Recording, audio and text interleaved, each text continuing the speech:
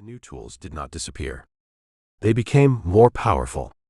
The weavers, who learned to design the punch cards for Jacquard's loom, were able to create tapestries of breathtaking complexity that would have been impossible to weave by hand.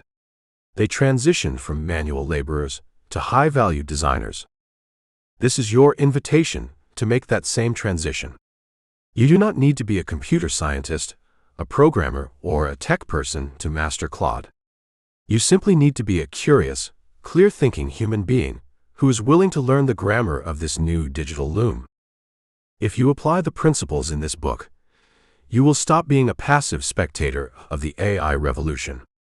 You will become an AI conductor, a professional who knows how to direct Claude's massive linguistic power to multiply your productivity, eliminate your repetitive tasks, and unlock your creative potential.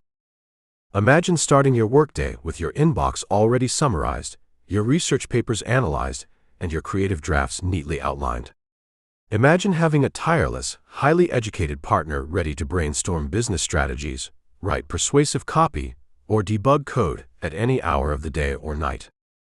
That world is not a distant, futuristic fantasy. It is waiting for you on the very next page. Let us step forward together and learn how to dress the loom. Chapter 2. Why does a machine need a persona? In 1966, the world was a storm of big events. Rockets were racing toward the moon. A tense Cold War kept nations on edge, and massive room-sized computers were beginning to change how big businesses handled numbers. But inside a quiet, fluorescent-lit laboratory at the Massachusetts Institute of Technology, a soft-spoken computer scientist named Joseph Weizenbaum cared about something much smaller. He sat in front of a heavy, loud teleprinter machine, staring at a roll of paper. He was preparing to launch a simple experiment, but he had no idea that it would reveal a deep secret about human nature, a secret that explains exactly how we must work with artificial intelligence today. Weizenbaum had spent months writing a computer program called ELIZA. In those days, computers did not have screens or mice. You typed a message into a heavy keyboard. A giant machine down the hall processed the text, and the response was hammered out onto paper by a noisy printer. Weizenbaum did not believe that machines could actually think. He wanted to prove that computer conversations were just a shallow trick. To show this, he programmed ELIZA to play a specific role, a quiet, reflective therapist. He gave the program a simple set of rules.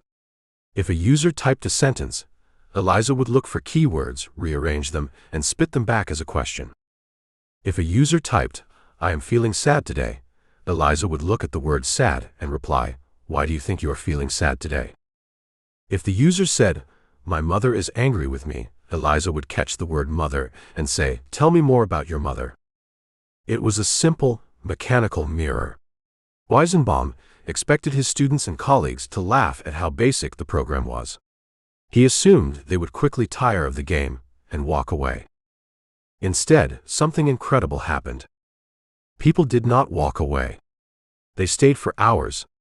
They sat in front of the clicking printer, typing out their deepest secrets, their fears, and their private struggles. They treated the machine not as a collection of wires and metal, but as a living, breathing person who truly cared about them. The most shocking moment came when Weizenbaum's own personal secretary asked him to leave the room. She sat down at the keyboard, looked at her boss, and asked if he would mind stepping outside so she could have a private conversation with ELIZA. Weizenbaum was horrified. He realized that the human mind is wired to look for a soul behind every word it reads. We cannot help it. When a machine speaks to us, we instantly project a personality, a history, and an identity onto it. This strange event is known as the ELIZA effect. It proves that we do not treat language as just data. We treat it as a bridge between minds. And because our brains are naturally wired to search for a person behind the screen, we can use this secret to unlock the true power of Claude. When you start a new conversation with Claude, the screen is blank. By default, Claude tries to be a polite, helpful assistant. But because Claude has been trained on billions of pages of human writing, it can speak in almost any voice, from any point of view, with any level of expertise. If you do not tell Claude who it should be, it will default to a generic, slightly robotic average of the entire internet. To get brilliant, lifelike results, you must give the machine a persona. You must dress the digital loom before it begins to weave. The magic if, lessons from the Moscow stage. To understand why a persona works to a dusty gas-lit theater in Moscow during the early 1900s. An acting teacher named Konstantin Stanislavski was deeply unhappy. In those days, stage actors were stiff and fake. They stood in the spotlight, gestured wildly, and delivered their lines with booming artificial voices. It did not look like real life. It looked like a cartoon. Stanislavski wanted to change this. He believed that great acting could not be faked. An actor could not just stand on stage and say the words. They had to feel the reality of the character. He created a training system that changed acting forever. At the heart of his system was a tool he called the magic if. Stanislavski told his actors to ask themselves a simple question. What would I do if I were in this character's exact situation? If an actor had to play a hungry beggar in a freezing winter storm, Stanislavski did not want them to just pretend to shiver. He wanted them to think, if I had not eaten in 3 days, and if the wind was cutting through my thin coat, how would my hands move? Where would I look for shelter? When actors used the magic if, their posture changed. Their voices dropped. Their eyes showed real fear and hope. The wooden fake performances disappeared, replaced by something deeply human and true. This is exactly what happens when you give Claude a persona. When you ask a basic AI to write a business email about a late payment, the machine has no context. It does not know the stakes. It shivers like a bad stage actor, producing a stiff, cold message like, "Dear customer, this is a notification that your payment is late. Please pay immediately." But what if you use Stanislavski's magic if? What if you tell Claude, act as if you are a kind, family-owned business owner. You have known this client for 5 years, and you know they are going through a hard time, but you still need to collect the money to pay your own staff. Write a gentle, supportive email asking for an update on the invoice. Suddenly, the machine's entire pattern of language changes. The words become warm, respectful, and balanced. The tone fits the delicate human situation perfectly. By setting the stage, you have guided the AI to select the exact vocabulary, pacing, and emotional level needed for the job. The Persona Blueprint, RTC. Building a great persona for Claude does not require you to write a novel-length backstory. You do not need to be a professional writer or a programmer. You just need a simple, 3-part framework. We call this the Persona Blueprint, and it consists of 3 simple pillars: role, task, and constraints, RTC. The Persona Blueprint. Role, who is Claude pretending to be? Expertise and tone. Task, what is the specific job Claude must complete? Constraints, what are the boundaries and things Claude must avoid? 1. The role. This is where you tell Claude who it is pretending to be. This is your magic if. When choosing a role, be as specific as possible. Do not just say, you are a writer. Say, you are a veteran copywriter who has spent 20 years writing high-converting sales pages for small businesses. By narrowing the role, you instantly filter out millions of generic, useless words from Claude's vocabulary. You are telling the machine to look only at the writing styles of the very best professionals in that specific field. 2. The task. This is the clear action you want Claude to perform. It should be direct and simple. For example, draft a 300-word blog post introducing our new line of organic soaps. 3. The constraints. Constraints are the guardrails. They are the rules that keep the machine from going off track. Constraints tell Claude what not to do. This is the most overlooked part of prompting, but it is often the most important. If you hate exclamation points, make it a constraint. If you want to avoid corporate buzzwords like synergy, delight, or streamline, list them here. Let us see how these 3 pillars look when we put them together into a single prompt. Role. You are a seasoned direct response copywriter who values simple, punchy language and deep emotional hooks. Task: write a short 3-sentence Facebook ad promoting a productivity planner. Constraints: do not use exclamation points. Do not use the words revolutionary, game-changing, or ultimate. Keep the tone urgent but calm. By organizing your prompt this way, you give Claude a clear target. You are no longer asking it to guess what you want. You have dressed the loom, and now it can weave exactly the pattern you need. Sarah's discovery at the kitchen table. In her quiet home office in Austin, Texas, Sarah Jenkins was ready to give up. It was late on a warm Tuesday evening. Her 5-year-old son, Leo, was asleep in the next room, and her husband, Mark, was grading biology quizzes at the kitchen table. Sarah sat staring at her glowing laptop screen, her shoulders tight with worry. A local company called Green Bubbles had hired her to write a sales email for their new lavender-infused organic soap. They wanted something that felt fresh, authentic, and comforting. Sarah had spent 2 hours trying to write the copy, but her mind was completely blank. The stress of her shrinking freelance income was making it hard to think. In a moment of desperation, she opened Claude on her browser. "Write a sales email for organic lavender soap," she typed. She pressed enter. In less than 3 seconds, Claude began printing lines of text onto her screen. "Are you ready to experience the ultimate, revolutionary clean? Introducing Green Bubbles Lavender Soap. Our premium, handcrafted soap will delight your senses and streamline your morning routine. Don't wait. Experience the natural synergy of lavender today." Sarah sighed and closed her eyes. It was exactly what she had feared. The text was cold, fake, and stuffed with the kind of empty buzzwords that made her skin crawl. It sounded like a late-night television commercial. "I knew it," she whispered to herself. "It's just a machine. It has no soul." But then, she remembered the persona blueprint she had read about. She decided to try one more time before closing her laptop for the night.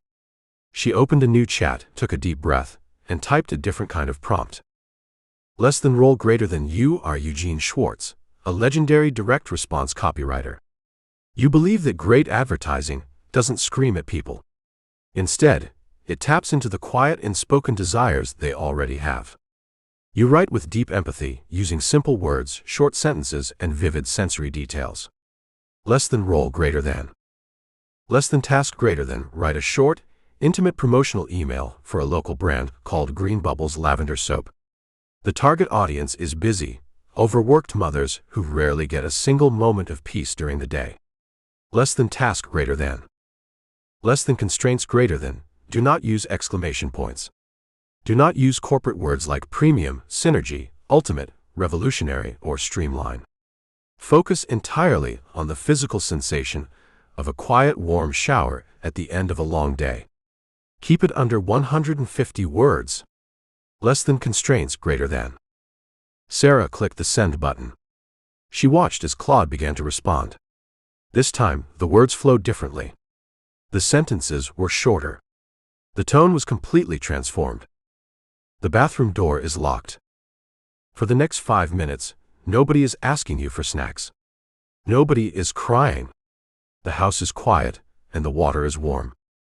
When you open a bar of Green Bubbles, the scent of real lavender fills the small room. It doesn't smell like a chemical perfume. It smells like a wet garden after a summer rain.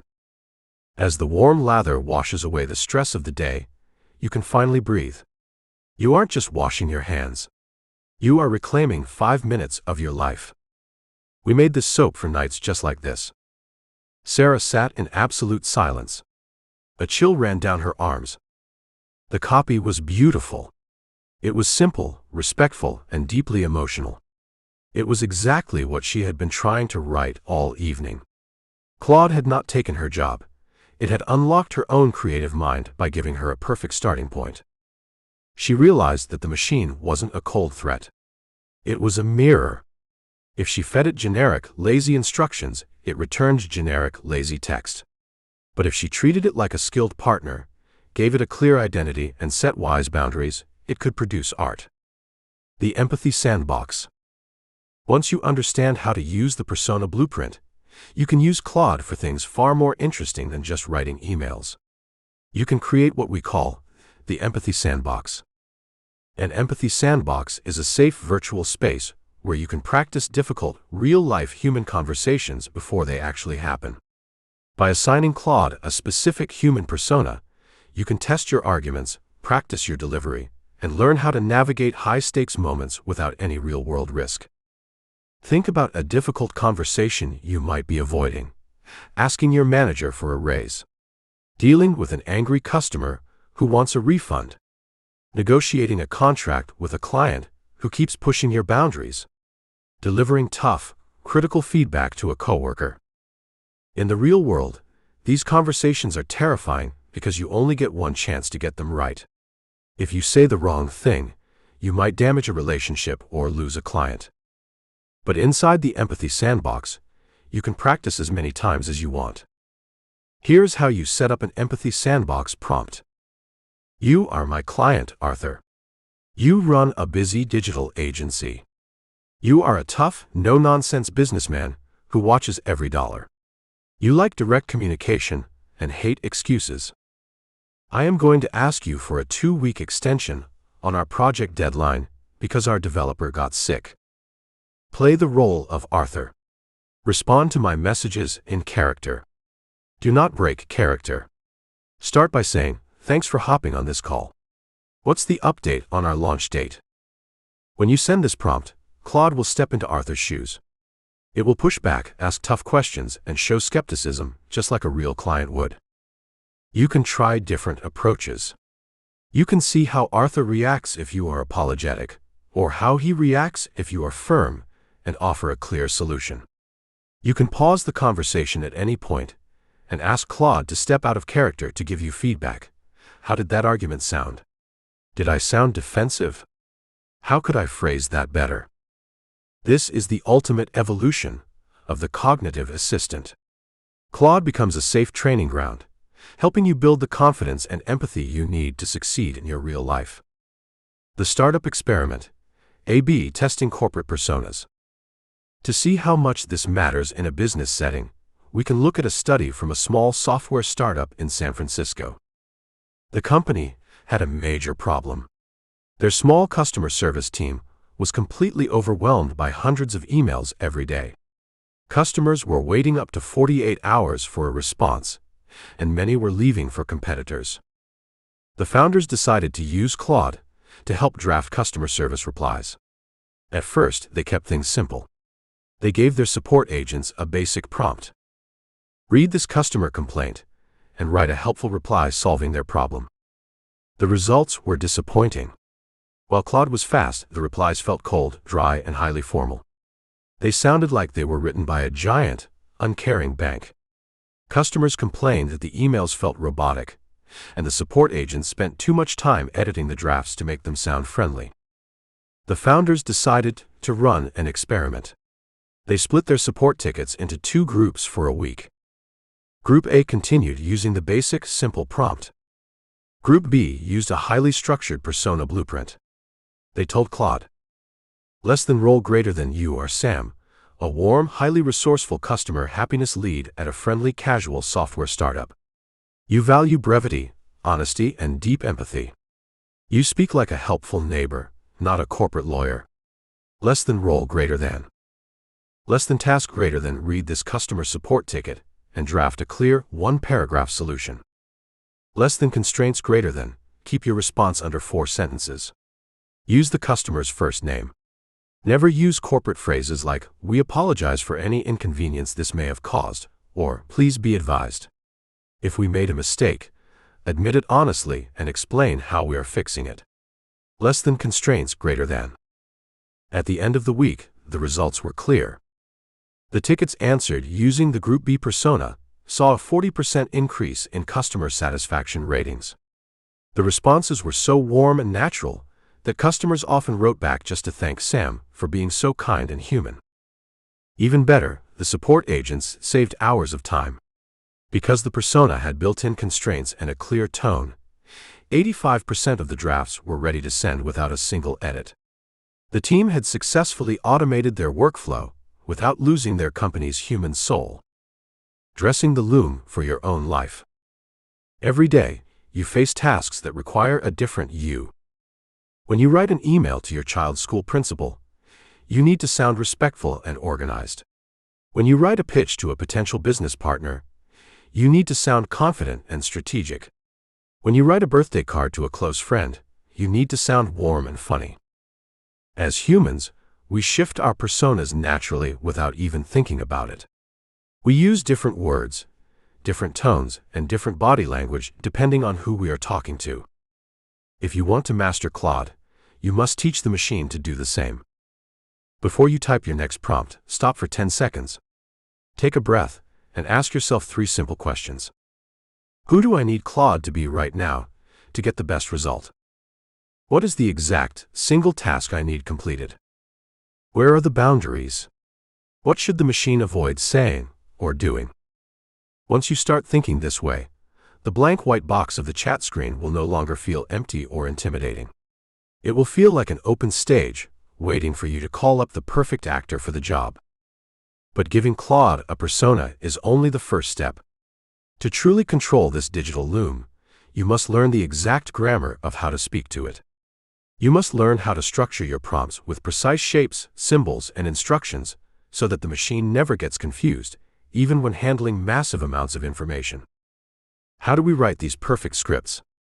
What are the secret codes that programmers use to make Claude perform with flawless precision every single time? Chapter 3. Engineering the Perfect Prompt. On September 23, 1999, a room full of scientists at NASA's Jet Propulsion Laboratory held their breath. They were waiting for a signal from the Mars Climate Orbiter. The spacecraft had traveled for 10 months through the cold void of space to reach the red planet.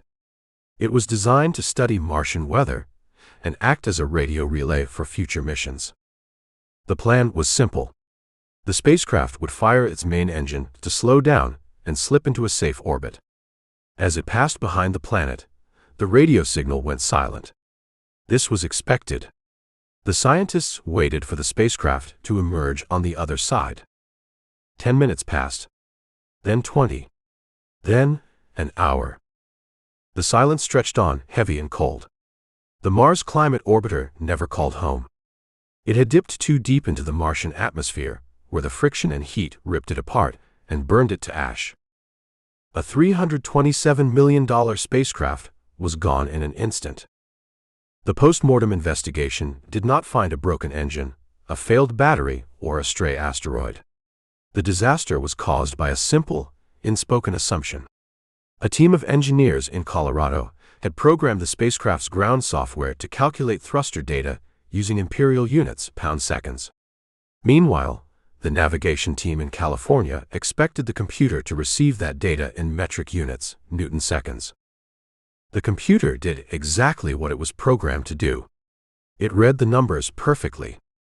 But because the humans failed to state their units clearly, the computer miscalculated the trajectory by about 100 miles. This is the ultimate cost of a bad prompt. When we talk to computers, we often assume they know what we mean. We treat them like humans who can read between the lines. But computers do not have common sense. They do not have intuition. They do not know what we want until we tell them with absolute, unmistakable clarity. The moth in the machine. 52 years before NASA lost its Mars orbiter, another team of scientists was struggling with a very different kind of computer failure. It was September 9, 1947. The air at the naval base in Dahlgren, Virginia, was hot and muggy. Inside a brick building, a brilliant mathematician and Navy officer named Grace Hopper was working on the Harvard Mark II. This was not a modern computer that fits in your pocket. It was a giant mechanical beast filled with thousands of switches, electromagnetic relays, and miles of wire. Suddenly, the machine stopped working. It was not running its math formulas correctly. Hooper and her team began a tedious search. They walked along the massive machine, checking each individual relay. Finally, they found the problem. Inside Relay 72, A real, physical moth had flown in and gotten stuck between the electrical contacts. Hooper carefully pulled the moth out with a pair of tweezers. She taped the insect into her official logbook and wrote, "First actual case of bug being found." While this story is famous for giving us the term debugging, Hopper realized something much deeper that day. She realized that computers are beautifully, terrifyingly literal. They do not possess a human brain. If a tiny insect can stop an entire machine from thinking, then human instructions must be perfect for the machine to work. At the time, talking to a computer was painful. Programmers had to write instructions in raw binary code, long, mind-numbing strings of ones and zeros. If you missed a single digit, the whole system crashed. Hooper believed there had to be a better way. She wanted humans to be able to write instructions in plain English, and have the computer translate those words into code it could understand. Her colleagues laughed at her. They told her that computers could only understand numbers, not words. But Hopper persisted. She went on to develop the world's first compiler, a program that translates written instructions into machine code. Her work paved the way for COBOL, one of the first high-level programming languages. Hooper proved that if you want a machine to do something complex, you must build a clean, structured bridge between human language and digital logic. You cannot leave room for guessing. The art of the question. To build that bridge today, we do not need to write computer code. Claude already speaks our language. But we still need to structure our thoughts. To do this, we can look to an ancient philosopher who lived long before the first computer was ever built. In the dusty public squares of Athens around 400 BC, a man named Socrates spent his days talking. He did not write books, and he did not give long, boring speeches. Instead, he asked questions. If someone claimed to know what justice was, Socrates did not argue with them. He simply asked them to define it. When they gave a definition, he would ask a follow-up question that pointed out a small flaw in their logic. Is justice always telling the truth and returning what you have borrowed? Socrates might ask. Yes, the citizen would reply. But what if a friend has gone mad and asks for his weapons back? Is it just to return them? No, that would be dangerous, the citizen would admit. Through this back-and-forth dialogue, Socrates helped people peel away their assumptions. He did not give them the answers. He guided their minds step by step so they could find the truth themselves. This process is called the Socratic method. When you use Claude, you are not just typing commands into a search engine. You are entering a digital dialogue. If you ask Claude a vague, lazy question, you will get a vague, lazy answer.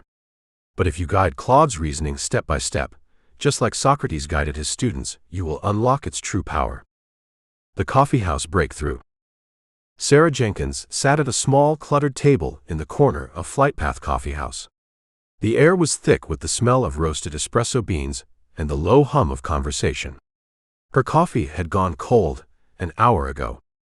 Her screen was filled with a massive Google Doc. It was a 5,000-word feedback document from her most difficult client. The client, an organic soap company, had sent over a chaotic mix of emails, chat transcripts, and messy notes about their new marketing campaign.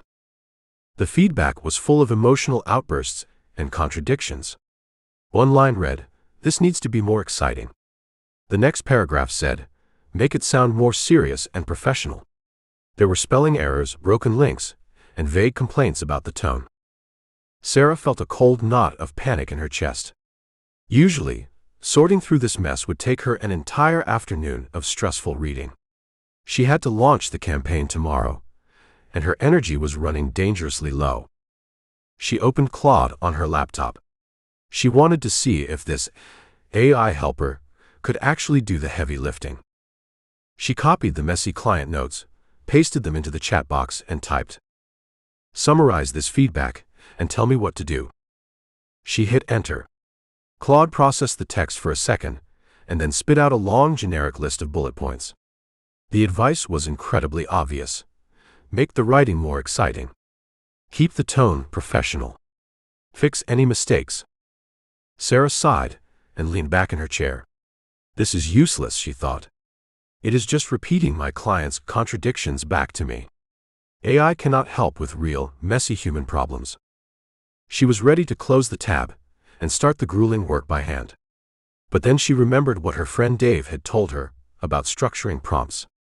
She remembered that she had to stop treating Claude like a mind reader. She needed to give it structure. She needed to build a bridge. She deleted her old prompt and started over. This time, she decided to use a structured approach. She would separate her instructions from the data. She would force Claude to think before it answered. She typed, less than context greater than. I am a freelance copywriter. My client is stressed about their upcoming marketing launch and has sent me a very messy emotional feedback document. I need to find the actual, actionable business problems hidden inside their feedback so I can update my copy. Less than context greater than. Less than source _ material greater than. Sarah pasted the entire 5,000-word feedback document here. Less than source _ material greater than. Less than instructions greater than. 1. Read the source material inside the tags carefully. 2. Before you give me any suggestions, I want you to think step by step inside less than thinking greater than tags. Analyze what the client is actually worried about beneath their emotional words. 3. Once you have finished thinking, output a clean markdown table with 3 columns. What the client said, the emotional quote.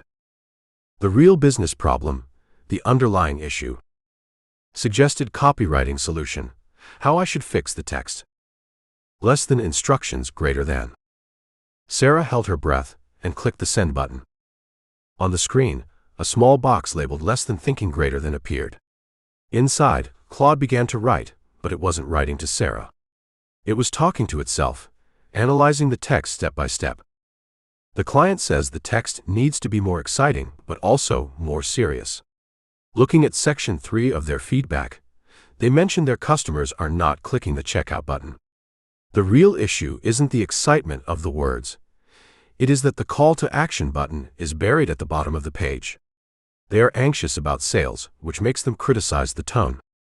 Sarah watched the screen, her eyes wide. Claude closed the less than thinking greater than tag and began to draw a beautiful, neat table on the screen. What the client said. The real business problem. Suggested copywriting solution. This needs to be more exciting. It feels dead.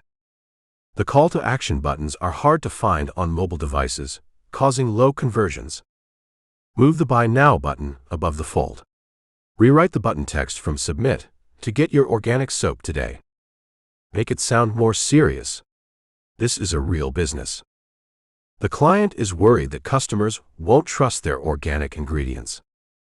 Add a clear bullet point section showing their official organic certifications and third-party laboratory test results. Can we use more blue words?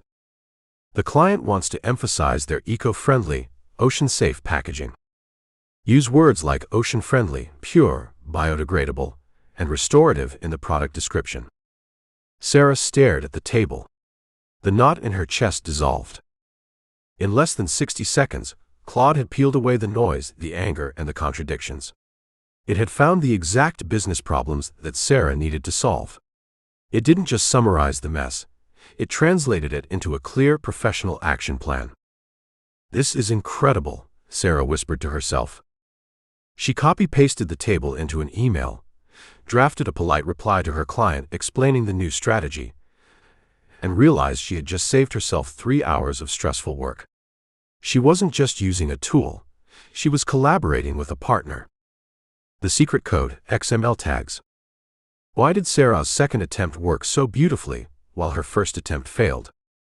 The secret lies in those strange bracketed words she used, less than context greater than, less than source _ material greater than, and less than instructions greater than. These are called XML tags. When Claude was trained, its creators fed it millions of pages of structured documents, scientific papers, and computer code. Much of this data used XML tags to keep information organized. Because of this training, Claude's brain is highly sensitive to these brackets. When you use XML tags, you are telling Claude, this is a clean container. Keep this information separate from everything else. Think of a messy prompt like a giant pile of laundry on your bedroom floor. Your shirts are mixed with your socks, your jeans are tangled with your towels, and you can't find anything. An XML tag acts like a set of storage bins. You put your shirts in one bin, your socks in another, and your towels in a third.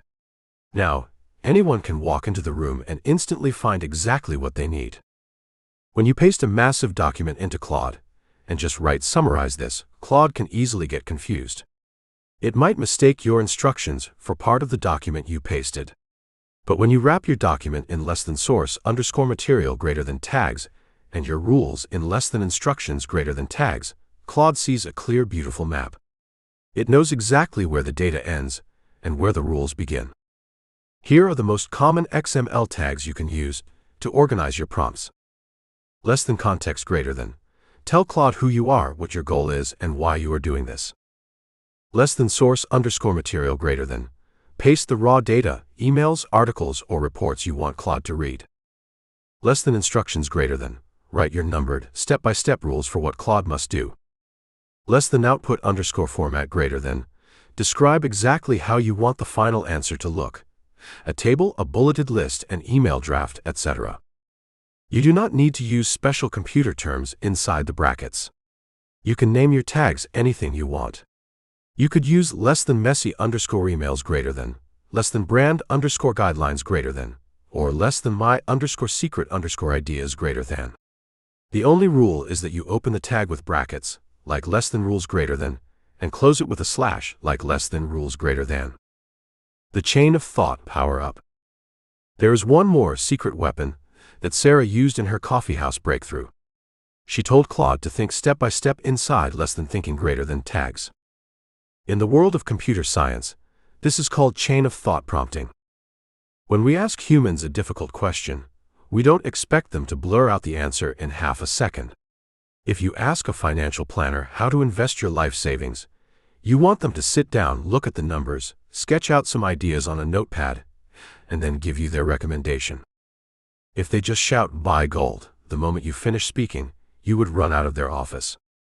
Yet, we often expect AI to answer instantly. By default, Claude tries to predict the very next word as fast as possible. If you ask it a complex question, it might start writing the answer before it has fully processed the logic. This is how hallucinations happen. The AI makes up facts or jumps to wrong conclusions because it is rushing. By instructing Claude to think step by step inside less than thinking greater than tags, you are handing it a digital notepad. You are telling it, slow down. Solve the problem first. Figure out the logic, and then write your final answer. When Claude thinks step by step, its accuracy skyrockets. It stops guessing and starts reasoning. The 1-minute tag test. You do not need a massive business problem or a 5,000-word document to experience this power. You can test this right now, today, in just 1 minute. Open Claude on your computer or phone. Find a messy, confusing email in your inbox, perhaps a long message from a coworker, a confusing update from your landlord, or a rambling newsletter. Copy that email and type this exact prompt into Claude. Less than instructions greater than. 1. Read the email inside the tags. 2. Think step by step inside less than thinking greater than tags to find the main point of the message and any actions I need to take. 3. Write a polite, professional reply that is under 100 words. Less than instructions greater than. Less than messy underscore email greater than. Paste your messy email here. Less than messy underscore email greater than. Click send. Watch how Claude pauses to think, organizes the chaos, and then writes a perfect, clean reply. By taking control of the structure, you are no longer just a passive observer of technology.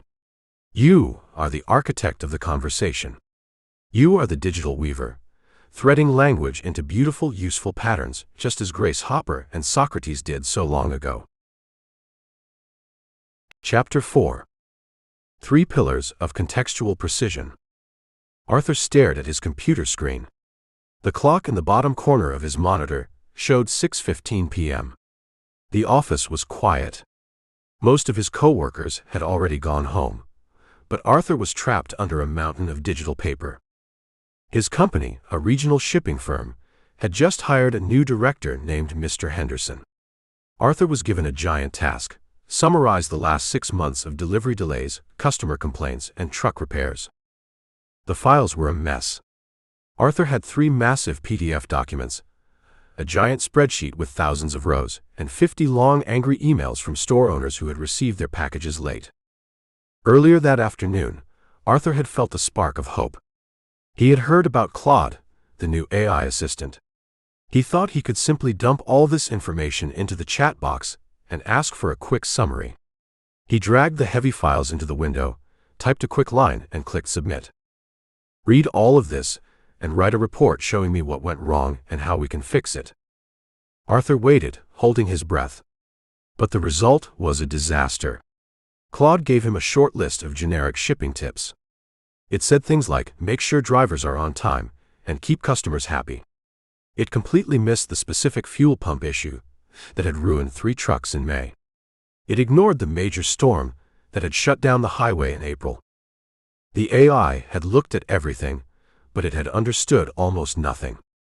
It was like pouring a bucket of clean water into a muddy swamp. The water simply disappeared. Arthur closed his eyes and sighed.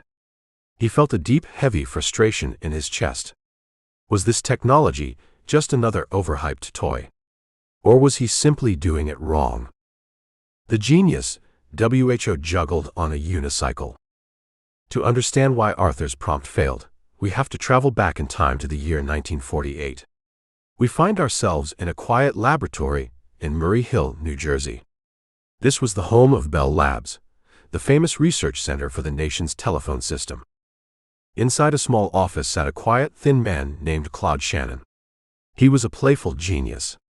He loved to ride a unicycle down the laboratory hallways while juggling 3 balls, but when he sat at his desk, he worked on some of the hardest problems in the world. In those days, the world was trying to connect people through copper wires and radio waves.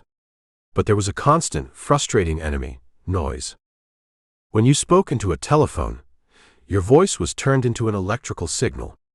As that signal traveled through miles of wire, it picked up static. By the time it reached the other end, the words were often fuzzy, garbled, or completely lost. The same thing happened with telegrams. A simple burst of static on a wire could change "send more food" into "send more wood." For years, engineers thought the only way to fix this was to build better, thicker wires. They tried to make the electrical signals stronger and louder. But Shannon realized they were looking at the problem backward. The problem was not the wire itself. The problem was how the information was packaged. Shannon wrote a paper that changed the world forever. It was called A Mathematical Theory of Communication. In this paper, he introduced the world to the word bit, the smallest unit of digital information. But more importantly, he explained how to beat noise. Shannon proved that if you want a message to get through a noisy channel, you must add structured redundancy.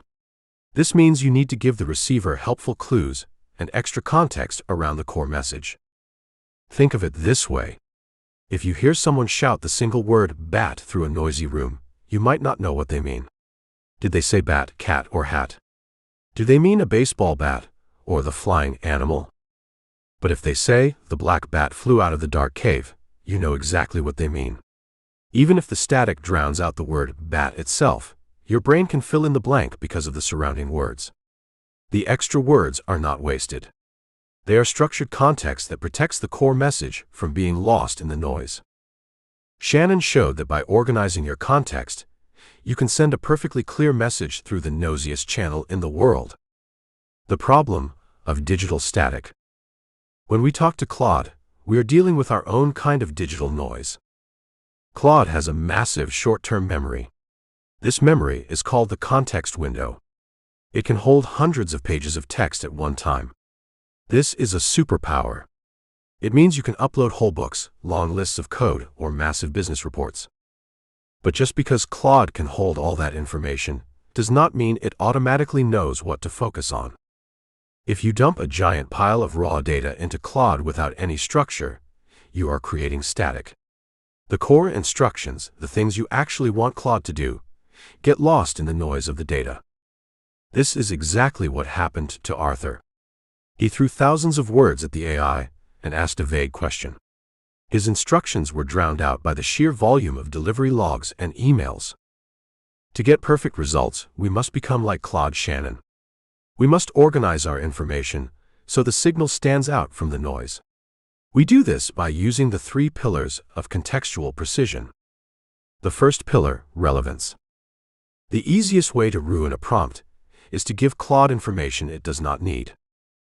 Many people think that because Claude has a large context window, they should upload everything they can find. They upload old reports, extra spreadsheets, and long email chains. But every extra word you give Claude is a word it has to process. It is like trying to read a book while someone is whispering random numbers in your ear. It takes away from the AI's focus. Relevance means ruthlessly cutting away the fat. Before you upload a document, ask yourself, does this help the AI solve the specific task I am asking it to do right now? If you want Claude to write a marketing email for a new product, it does not need to see your company's complete financial report from 3 years ago. It only needs the product details, the target audience, and perhaps a few examples of your best writing. In 1799, French soldiers in Egypt discovered a black stone slab covered in ancient writing. Today, we call it the Rosetta Stone. For centuries, no one could read Egyptian hieroglyphs. They looked like beautiful but meaningless drawings, pure noise.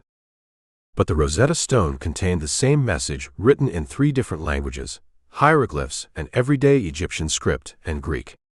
Because scholars already knew how to read Greek, they used it as a relevant reference key to decode the hieroglyphs. They did not need a whole library of Greek books to solve the puzzle. They only needed that one relevant, parallel message. When you use Claude, think of your context as a Rosetta Stone. Provide only the relevant keys that help the AI decode and solve your specific problem. By keeping your context highly relevant, you keep the signal strong and the noise low. The second pillar, structure. When you look at a printed book, you do not see one giant block of text. You see chapters, paragraphs, bold headings, and page numbers. This structure helps your brain navigate the information. Claude needs structure even more than we do. When you paste a massive pile of text into a prompt, Claude sees a giant wall of words. It can be hard for the AI to tell where your instructions end and where your data begins. We solve this by using clear labels. In the world of technology, we use simple markers called XML tags. These tags are incredibly easy to use. They look like little brackets. For example, you can wrap your data in tags like less than data greater than and less than data greater than. When Claude sees these tags, its digital eyes light up. It understands that everything inside those brackets is the material it needs to study, while the text outside the brackets is the set of rules it must follow. Imagine you are running a law firm. You have a new, disputed contract that is 50 pages long. You want Claude to find any hidden liability clauses.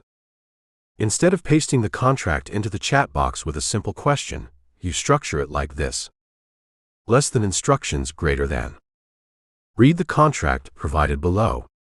Identify any clauses that put my firm at financial risk. List these clauses and explain the risk in simple terms. Less than instructions greater than. Less than contract greater than. Paste the 50-page contract here. Less than contract greater than. This structure completely eliminates confusion. It tells the AI exactly where to look and what to do with what it finds. The third pillar, proximity. The third pillar is all about where you place your instructions. Imagine you are a teacher. You have a very long, complex lesson to give your students. You spend 40 minutes explaining the history of ancient Rome. At the very beginning of the class, you whispered, "By the way, write down the names of the emperors on page 5. By the end of the class, most of the students will have forgotten that instruction. It was too far away from the end of the lesson. This happens to AI models too. It is a well-known issue called the lost in the middle phenomenon. When you give Claude a very long prompt, Its attention is strongest at the very beginning and the very end of the text. The information in the middle can sometimes get a bit blurry. If you put your core instructions in the middle of a massive block of text, Claude might overlook them. To fix this, we use the rule of proximity. We always place our most important instructions at the very end of the prompt. You should upload your structured data first, wrap it in clean tags, and then write your final clear instructions at the very bottom. This keeps the goal fresh in Claude's mind. It is the last thing the AI reads before it starts to write. Sarah's discovery at the kitchen table. Across town, Sarah Jenkins was sitting at her kitchen table. The afternoon sun was warm, but she barely noticed it. She was staring at a mountain of digital files. A new client had hired her to write the launch campaign for a fitness app called Daily Stride. The client had sent her a 100-page brand guide, a competitor analysis sheet, and 20 long transcripts of interviews with everyday people who wanted to get in shape. In the past, Sarah would have spent 3 full days reading every line of these files. She would have highlighted text with yellow markers and filled a notebook with messy scribbles. Her head would have ached from the sheer volume of words. She felt that old, familiar wave of panic rising in her chest. She had so little time, and her 5-year-old son Leo would be home from school soon. But Sarah was changing. She was no longer the anxious freelancer who feared the machine. She was learning to be the conductor. She opened Claude on her laptop. She did not just throw the files into the window. Instead, she took a deep breath and applied the 3 pillars. First, she used relevance. She looked at the competitor spreadsheet and realized she only needed the top 3 rivals, not all 50. She deleted the extra rows. Next, she used structure. She uploaded the customer interviews and wrapped them in clear XML tags, less than interviews greater than and less than interviews greater than. Finally, she used proximity. She scrolled to the very bottom of the screen and typed her core instruction. Less than interviews greater than. Sarah pasted the interviews here. Less than interviews greater than. Analyze the customer interviews above. Identify the top 3 emotional fears that prevent people from starting a fitness routine. Tell me what they are worried about, and use their exact words where possible. She clicked Submit. The screen flickered. A few seconds later, Claude began to write. It did not give her generic advice about exercise. It pointed out something Sarah had completely missed. Deep in the middle of the 10th interview, a woman named Clara had mentioned feeling terrified of going to a public gym because she was worried people would stare at her and judge her body. Claude highlighted this theme across 5 other interviews. The AI wrote, "The core fear is not the physical pain of working out. It is the social anxiety of being watched." Sarah leaned back in her chair. A smile spread across her face. In less than 10 minutes, Claude had found the golden needle in the haystack of data. She had her campaign hook. She could see the entire project clearly now. She felt a wave of pure relief. Arthur's quiet victory. Let us return to Arthur, who was still sitting in his quiet office at 6:30 p.m. After his first failed attempt, Arthur decided to try again. He remembered the lessons of Claude Shannon and the 3 pillars of context. He opened a new chat window. This time, he did not just dump his files into the box. He took 10 minutes to organize his thoughts. First, he cleaned up his data. He removed the columns in his spreadsheet that showed truck license plate numbers and driver shoe sizes. He kept only the columns that showed the date, the truck number, and the mechanical issue. This was the pillar of relevance. Second, he structured his prompt. He used clear labels to separate his materials. He typed, less than system_rules greater than. You are a master logistics analyst. Your goal is to find the root causes of our delivery delays. Less than system_rules greater than. Less than delivery_logs greater than. Arthur pasted his clean spreadsheet data here. Less than delivery_logs greater than. Less than customer_emails greater than. Arthur pasted the text of the 50 emails here. less than customer underscore emails greater than. This was the pillar of structure.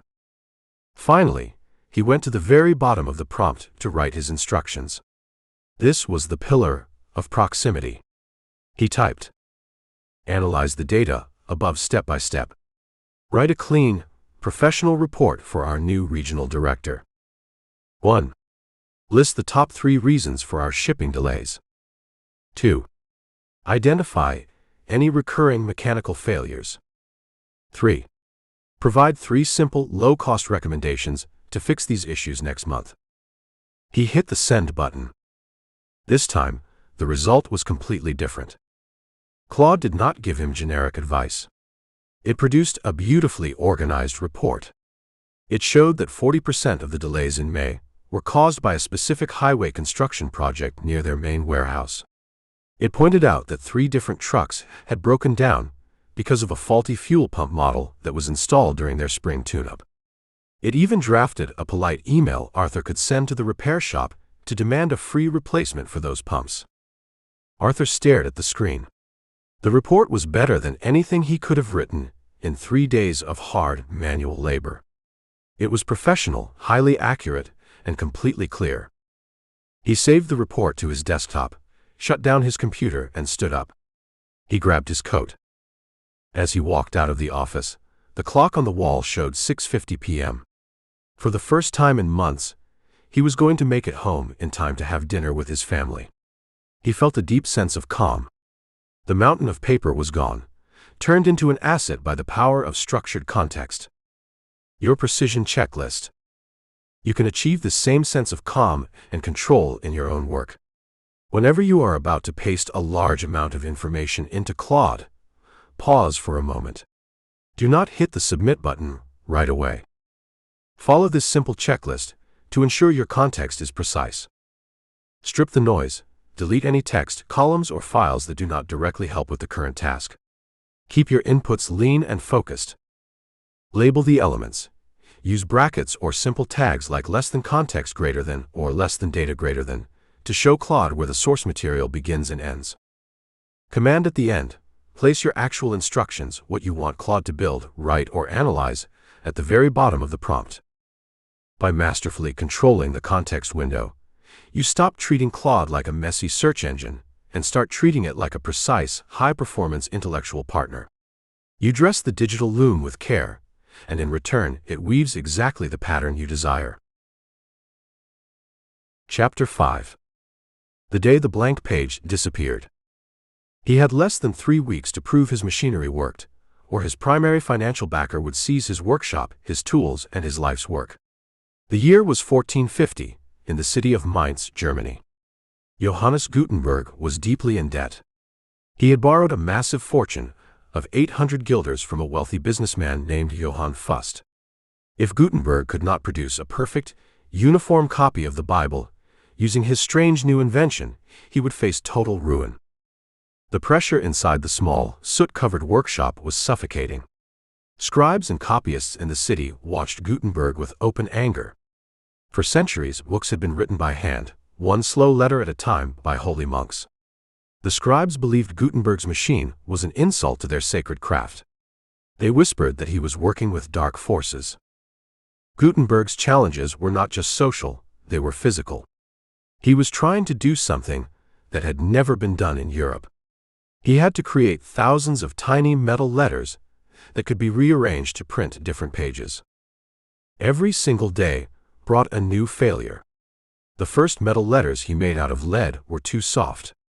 They flattened and smeared under the heavy wooden press. The letters he made out of iron were too hard. They tore holes right through the expensive paper. Even the ink was a disaster. The standard water-based ink used by scribes ran off the metal type like water off a duck's back. It left ugly gray puddles on the page instead of sharp black letters. Gutenberg did not give up. He worked late into the night, experimenting with different mixtures of metals. He finally created a special blend of lead, tin, and another metal called antimony.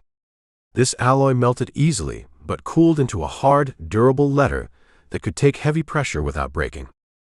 Next, he solved the ink problem. Instead of using water, he mixed walnut oil, turpentine and soot to make a thick, sticky black paste. It clung perfectly to the metal letters and transferred cleanly to the paper. His greatest creative leap came when he looked at how local farmers pressed grapes to make wine. Gutenberg took that heavy wooden agricultural screw press and adapted